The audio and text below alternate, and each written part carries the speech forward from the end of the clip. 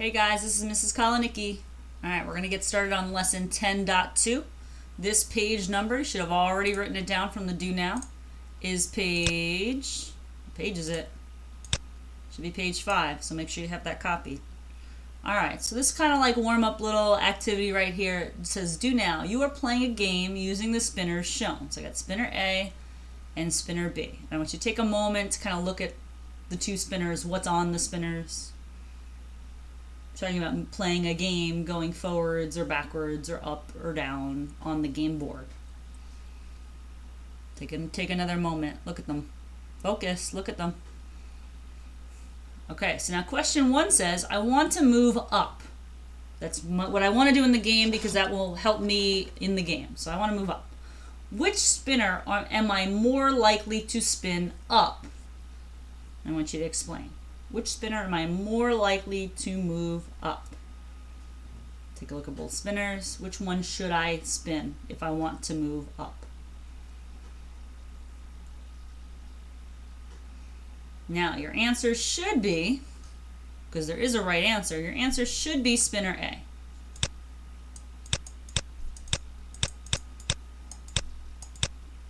Now, why is it spinner A? Explain. Why is it spinner A? Your answer should say something about that there's more of a chance that I will get an up on spinner A. And you can say something about how spinner A has a, what probability would it be? There's 2 ups, 2 out of how many altogether? There are 6 altogether. But on spinner B, I have only 1 up out of 6. So I have a higher chance of that happening because there are more ups on spinner A than there are on spinner B, but they're the same number of spaces. Okay, similar question but different. You want to go reverse. Which spinner would you want to spin if you wanted to get reverse?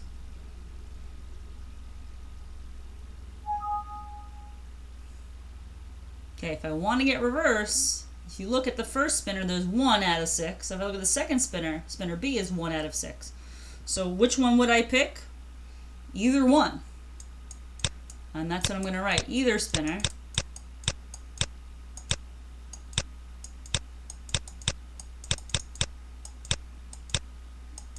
Either spinner. And you would explain something about how they have the same chance. You know, it's an equal chance on both.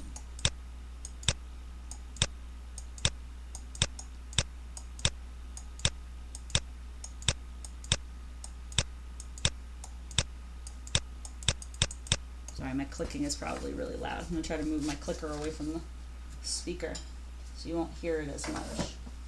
Let's see if it works. Alright, so either one has a 1 in 6 chance. So either spinner had a 1 in 6 chance. So either spinner, there's an equal chance of spinning reverse on both.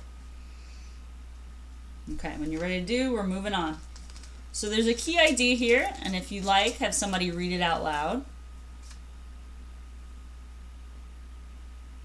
Pause the video if you need to. Okay, so this diagram is kind of like a number line. If you notice there's 0 at this end, and there's 1 at this end, all probabilities are from 0 to 1. That's it. So you can write them as a fraction. You can also write them as a decimal, and you can write them as a percent. On your test, most likely you're going to see them as fractions. That's probably the most common. But if it's a multiple choice question, you can always be asked to change it. If your fraction 1/4 isn't there, but the decimal 0.25 is there, 25/100ths is there, then that's going to be your answer. So you have to understand how to change a fraction into a decimal, into a percent. Now, I'm going to write some notes on the side. I think you have more room on the left side, so I'm just going to scoot this over a little bit so you can see the space that I have on the left side just like you. I want you to write these words down, these notes. These words are used to describe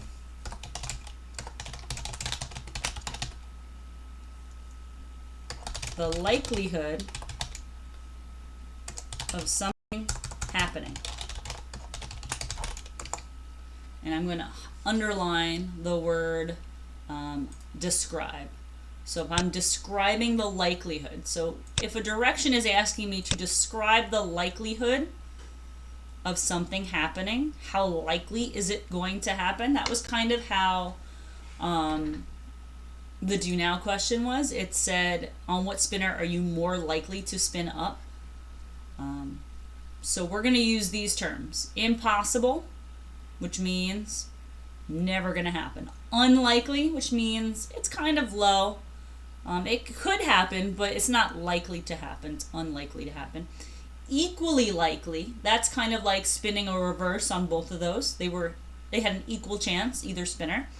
Likely to happen, that was kind of like spinning the up, right? It was a better chance. It was more likely on spinner A than on spinner B. And something that's certain. If something is certain to happen, that means it's definitely going to happen. It has a 100% chance of happening. Okay. However, impossible is a 0% chance of happening. So let's take a look at these next three examples, and I'm going to actually add two more for you to kind of think about. So there's an 80% chance of thunderstorms tomorrow. And the question is asking you to describe the likelihood of the event given its probability. So they're giving you 80%, and they're asking you, well, how would you describe that? So based on the chart above, where would I put 80%? I put 80% right about, I don't know, here. Right? Close to 75.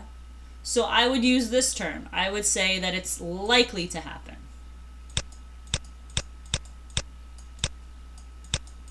Likely. It's a terrible spelling.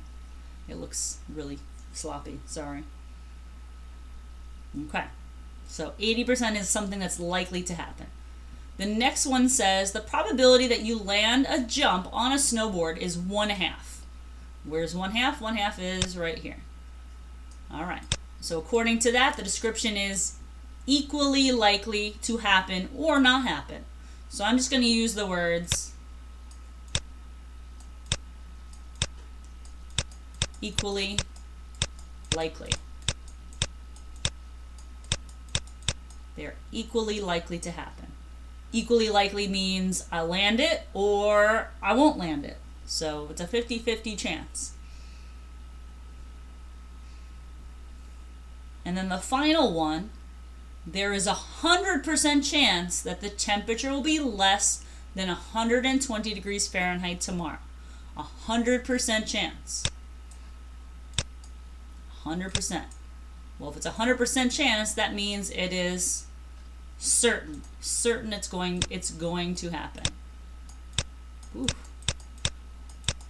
My handwriting's getting more and more sloppy. Sorry. So now, we didn't use the word impossible yet, and actually I'm going to change this one because we did talk about a certain.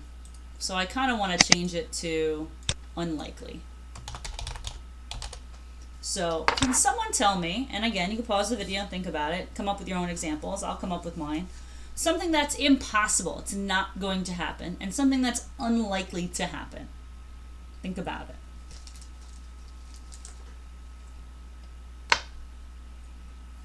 Okay. If you pause the video, that's great. Think about it, come up with some, share some. I'm going to talk about the two that I'm thinking about. Something impossible, it's not going to happen. Miss Kolonicky winning the lottery. Well, it's almost impossible. Let's it's not technically impossible. Let's change it to something that's actually impossible. Something that's impossible.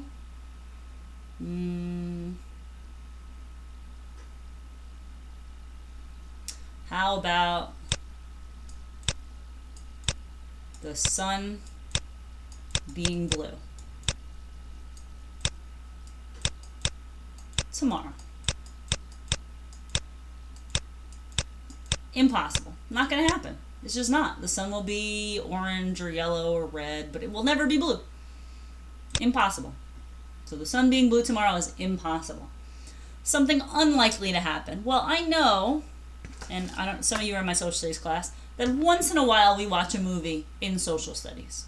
So for me to expect to watch a movie in social studies tomorrow, it's probably unlikely it's going to happen. So that's what I'm going to watch. Watch a movie in social studies tomorrow. It's unlikely it's going to happen. It has a chance of happening, and we've done it a few times, but it doesn't happen a lot. It's not certain. It doesn't happen every day, all the time.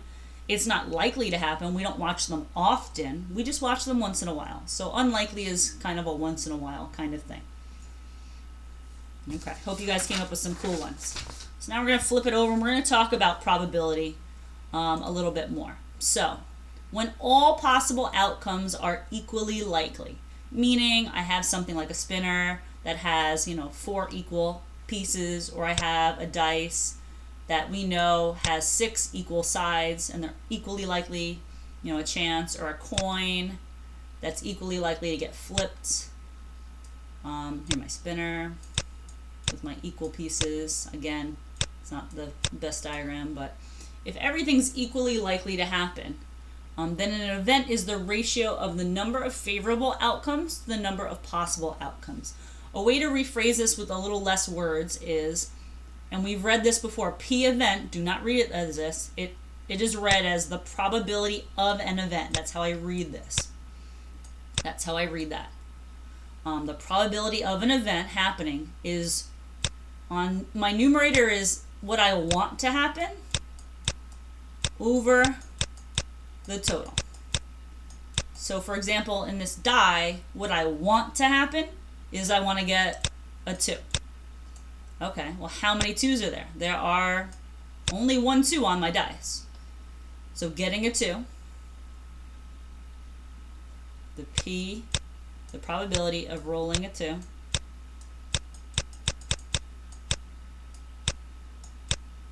that looks like a J, should be a G, rolling a 2. There is 1 2, that's what I want to happen. I want to get the 2 out of how many total sides? 6. So the probability of rolling a 2 is 1 out of 6. What's going to happen is when I have percents, an event happening or an event not happening, the percents are going to total, I want you to write these notes down, total 100%. The chance of rain is 50%, which means the chance of not rain is 50%. So 50 plus 50 is 100. If I have something, because we've talked about that most of the time, you're going to use fractions or decimals. Your total, if I have something happening and something not happening, your total is going to be 1 whole. Okay. And we'll talk about that a little bit. I'll give you one example near the bottom. So copy that down, pause if you need to. I'm moving on. Okay. So there's a 90% chance that it will rain. What is the probability that it will not rain? All right. So you can think of this as a spinner. And I'm going to draw, this is 100%, I'm going to draw my 90% chance that it's going to rain. So I'm looking for this piece. What's the piece that it's not going to rain? All I need to see from you, is I need to see this subtraction. A whole 100 minus the 90 means I have a 10% chance of it not raining. So again, going back to the notes that we just wrote, if I have percents, my total needs to be 100. Okay. Another way of writing this, instead of 90%, is 90 out of 100, or I'm going to simplify that to 9/10. I can tell you there's a 9/10 chance that it's going to rain. So I want to know what's the chance that it's not going to rain. Here's what I do. This says 9 out of 10. So if I have 1, 2, 3, 4, 5, 6, 7, 8, 9. I have 9 dots out of 10. Here's my 10th one. If I have 9 dots out of 10 that something's going to happen, here are my 9 dots out of 10. So what's left over? Well, I have 1 dot out of 10. So my total should be 10. 9 of them are here. what's left over, I have 1/10. And if you add these in your calculator, 9/10 plus 1/10, guess what you get? You get 1 whole. You get 10 out of 10, which is 1 whole. So this is a way to do it with fractions, and this is a way to do it with percents. All right, so now let's talk about the next one. When I am given a question like this, and I do not see a picture, my job is to do the best that I can to give myself a visual, because I know you guys like visuals just like me. So it says, 1 pen is chosen without looking from a bag that has 3 blue pens, 6 red pens, and 3 green pens. Find the probability of each event. Write each answer as a fraction, decimal, and a percent. All right, so I'm going to start at the beginning, because that's a good place to start. It says I have a bag that has 3 blue pens. So what I'm going to draw on the side of my paper, and you guys have a little bit of space and we don't really need too much, is you're going to write the letter B 3 times. Why am I writing the letter B 3 times? Because I have 3 blue pens. And again, you don't need the colors that I have, but the letter B is going to stand for blue. So you're going to have the blues. I'm using the colors because I have them. Now it says 6 red pens. So I'm going to write the letter R, just like you are. I'm going to write it how many times? 6 times, because there's 6 red pens. And then finally, it says I have 3 green pens, so I'm going to write the letter G 3 times. All right, so now I have a visual of what they're talking about. These are representing pens. The other thing I might want to do is I might want to figure out how many are there altogether. 1, 2, 3, 4, 5, 6, 7, 8, 9, 10, 11. There's 12. I'm going to write that number down, just in case. The other numbers are here, 3 and 6 and 3. But I want to make the number 12 important. Okay, so now I'm going to go back and read the directions again. Find the probability of each event. So again, I do not read this as P green. I read this as what is the probability of selecting a green pen?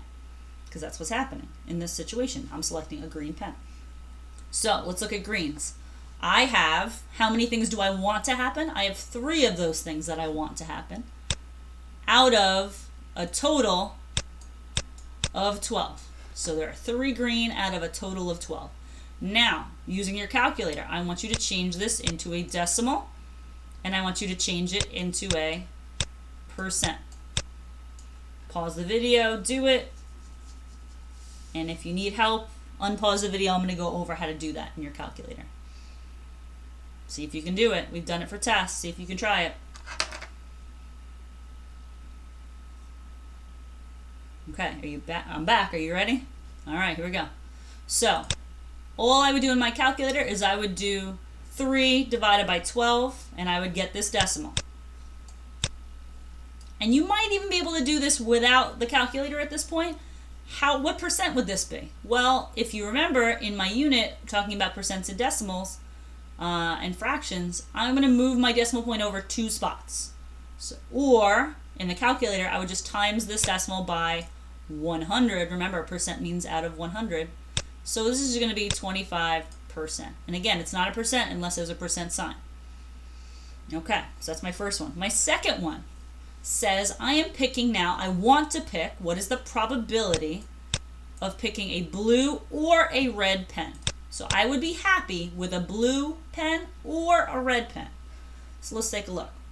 How many things could I be happy with? Well, I'd be happy with the 3 blues or the 6 reds. So all together, I'd be pretty happy with any of those 9 choices, because there are 9 things right here. I'd be happy with any of those. So 9 out of 12. Again, pause the video, make these decimals, make these fractions. I'm sorry, make these a decimal, make it a percent.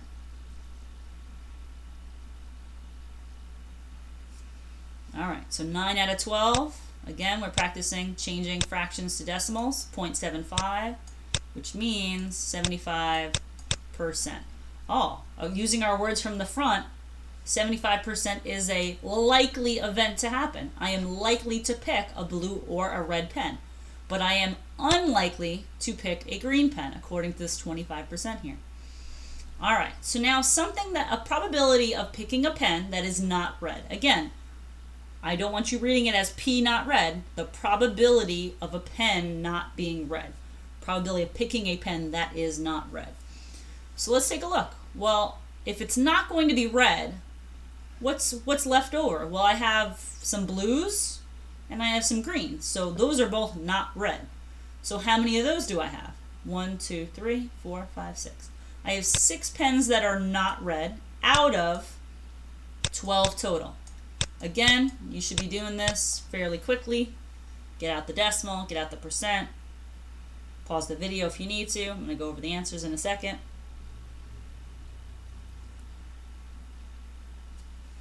All right, so this should be 0.5.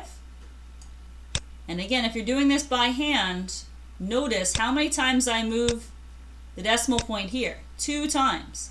So don't get tricked and tell me this is 5% because it's not. It is 50%. I have to move it over twice. 1 and then 2. There's an extra space there. All right. We're okay so far. So the chance of it being red is 6 out of 10. The chance of it not being red is 6 out of 12. Sorry, 6 out of 12. The chance of this being red is 6 out of 12. The chance of it not being red is also 6 out of 12. And we know that if we had 6 out of 12 and 6 out of 12 together, that would make 12 out of 12, which would be 1 whole. So not red and the chance of it being red are actually the same. So it's equally likely to happen. Go figure. Interesting, interesting. All right, moving on to the next and last slide. I know your handout doesn't have the color, so you had to wait for me. Sorry. Hopefully you have the color now. You can see the different colors. All right. So using the spinner at the right, find each probability, write each answer as a fraction, a decimal, and a percent. Now that you have the picture, you can do it. If you remember, yesterday we talked about even numbers. You may want to go back to your notes that we wrote on even numbers. We talked about it. It's on your note sheet, which is page 3, I believe, of your notes. So you might want to go back to that. But pause the video for now, try these, and then I'll go over the answers when you're ready.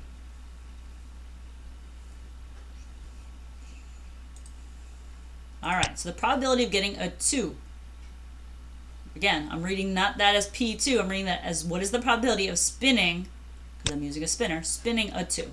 So how many 2's are there? There is 1 2 on there. So my probability is 1 out of 2, 3, 4, 5, 6, 7, 8. 1 out of 8. In my calculator, that changes when I divide 1 divided by 8. That changes into decimal point 125 thousandths. It does not say to round, so when you make this a percent, it's going to be 12 and 5/10%. Do not make that 12%, or do not tell me it's 13%. It's 12.5%. Okay, an even number. Remember, we talked about even numbers. And if you need to on your spinner, do it. What are the even numbers? So I got 2, 4, 6, and 8. How many is that? That's 4. So 4 out of 8 total is the same as 0.5 or 50%. All right, I might need to erase my mark so I don't get all confused on the next one. What's the probability of picking a red? Well, now you can see the colors on the board. There are 2 red ones. 2 out of 8. So again, my calculator is going to do it for me. I'm going to divide, and I'm going to multiply by 100, and I have my decimal and my percent. Now, blue or green. Okay, so how many would I be happy with getting? Well, I'd be happy with this one. I'd be happy with this one. I'd be happy with this one. I'd be happy with this one. So there are 4 that are blue or green out of 8 total. Again, that's 0.5, just like this one up here. And that's 50%. And now let's look at this. Greater than 10. That means, what is the probability of spinning a number that is greater than 10? Well, if you look at these numbers, do you see any number greater than 10? None of them are. So, would I be happy with spinning anything? No. There are no numbers I would be happy spinning out of 8. Well, if you do that on your calculator, your decimal is just 0, which means your percent is 0%. So using our words on the front, this is impossible to spin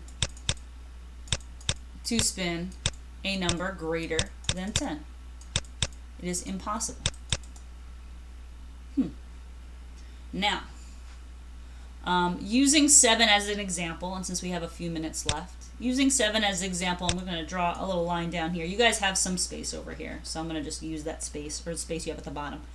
I'm going to give you an extra bonus question, which is P not red. P not red. Now, I'm not going to read it that way because it's technically read as, what is the probability of not spinning a red spot on the spinner? What is the probability of not spinning a red space on the spinner? I want you to take a moment, think about that one, talk about it with your partner, someone sitting next to you, behind you, however you want to do it, and then come back and we'll talk about it. Because there's 2 different ways. So if you can think of one way to do it, try to think of another way to figure that out.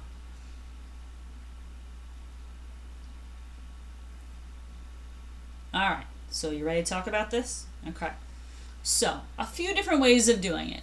If I was just given this question, what I could do is I could count all the things that are not red. So this is not red, this is not red, this is not red, this is not red, this is not red, this is not red. There are 6 out of 8 chances of it not being red. So that's one way to do it. Another way to do it is to say, okay, well, let's go the opposite way. What happens if they were red? Well, if they were red, it was 2 out of 8. Okay, so if I took my one whole and I subtract 2 out of 8, I would get 6 out of 8, but your calculator might tell you that's 3/4. That is, technically, it's reduced. But that would be okay as well. So think about this. If I have 2 out of 8 things, and again, if you didn't have the spinner to think about it, you could think of, here's my 2 red things out of 8. So it's 2, 3, 4, 5, 6, 7, 8. So if I have 8 things and 2 of them are red, what's left over? You can think of it that way too. What's left over? If I have 8 things,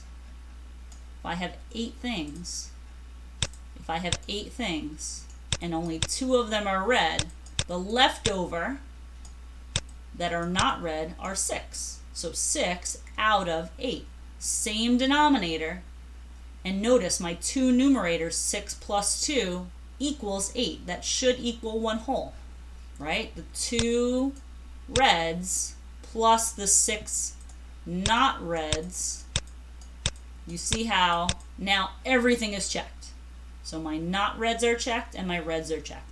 Another way you could do it is if you're looking at the 25%, you could say, oh, what's 100 minus 25%?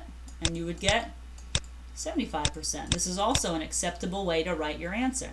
Most of the time we're going to write fractions, but sometimes, and you can write it anytime you want, you can write percent, and that would be a right way to write the probability as well. If you have more time, there is a page in the workbook. I left it on the subplans. If you guys need more time or you have some time before the next period, you can work on those questions. If not, enjoy your lab period, and I will see you guys back here tomorrow. Have a great day.